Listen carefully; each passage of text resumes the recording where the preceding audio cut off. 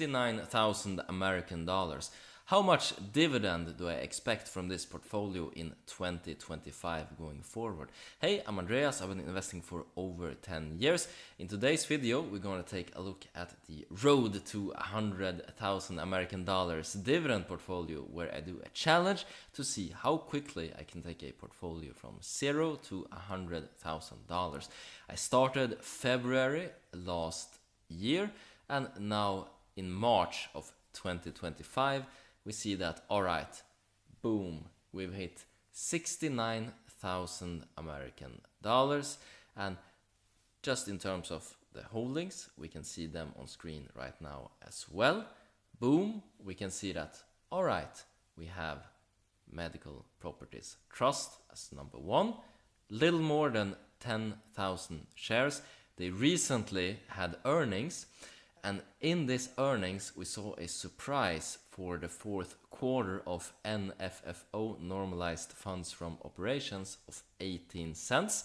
I expected 16 myself, communicated this in the Discord, so if you're not in there, consider joining.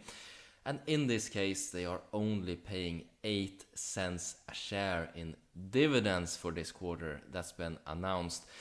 This will be paid to holders of record on 10th of March, and then it will be paid out on the 10th of April. So it's the ex-date on the 10th of March, and then dividend of 8 cents a share will be paid on the 10th of April.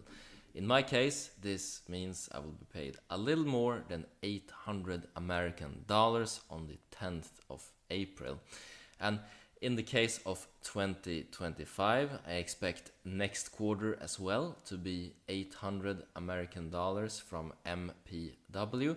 But then after that, considering that they have handled their debts nicely in terms of financing up until 2027, and that they will be getting additional rent from renters in the old Prospect and Steward hospitals, I think that we will see an increase in dividend for the second half of this year, 2025.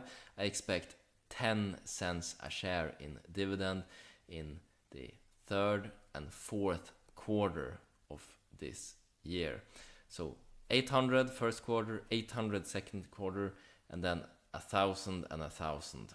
That's what I'm expecting. So in this case, this will be 3,600 American dollars that I'm expecting from MPW.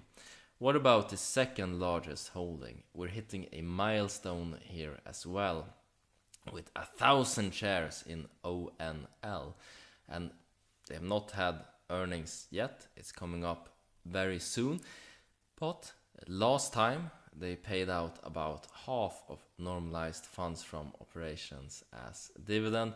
In this case, it was 10 cents a share. So 1,000 shares with the 10 cents, that's $100 each quarter. And this is also very conservative, but I don't expect any dividend hike from ONL this year. I think that they're doing good in being conservative with this remote work trend, this battle of return to office versus remote work still lingering. And if you walk around your city, you can see that some of the office buildings are still not leased. Indeed, as of late, in Dublin at least, I've seen some of them being rented out. However, it's still a lot of vacancy, and the vacancy in the case of ONL was roughly a fifth of the asset portfolio here of properties, and they're divesting, re-tenanting, and as this picks up and cash flow becomes more secure, well, then I expect a dividend hike. But I think they're doing good in being conservative. Both of this stock was picked up very, very cheap. In the case of MPW, the market has re-evaluated it, so you could see the capital gains in this case being quite substantial for MPW. This is not calculating in any previous dividend that I have received from this company. This is only capital gains. In terms of total returns for the portfolio, we can see that Revolut in this case has made a nice feature calculating the time-weighted return as I do dollar cost average into companies in this portfolio. You can see the time-weighted return, boom, on screen right now. So this is calculated based on me buying the first couple of MPW shares in the low threes. That gave some good gains in the beginning, and then continuing to dollar cost average in.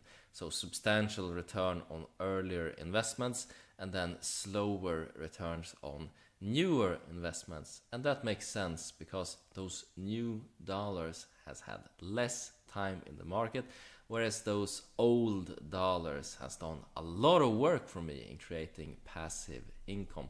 They have been paying a nice dividend every quarter, and they have also appreciated in terms of capital gains.